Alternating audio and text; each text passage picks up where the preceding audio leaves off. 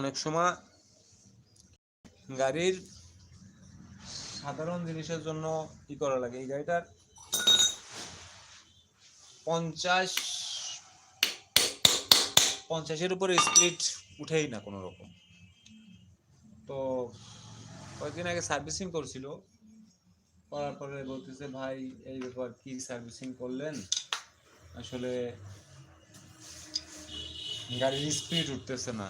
তো আমি বললাম আসলে দেখেন, সার্ভিসিং করছি তো এটা তো ইঞ্জিনে ক্লাচ প্লেট বা ওই ধরনের কোনো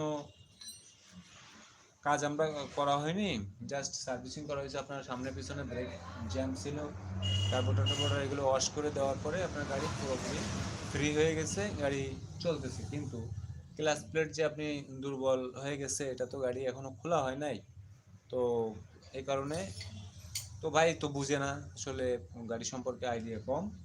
তা আমি বললাম যে আসলে ভাই দেখেন, ইঞ্জিনের ভিতরে আপনার ব্রেক শু যেমন একটা জিনিস, ওই রকম একটা জিনিস ইঞ্জিনের ভিতরে আছে যার নাম ক্লাচ প্লেট। আপনি ওই ক্লাচ প্লেটটা যদি কখনো এরকম দীর্ঘদিন চলার পরে খেয়ে গেলে তো এটা ভাই আসলে গাড়ির স্পিডটা কমিয়ে দেয়।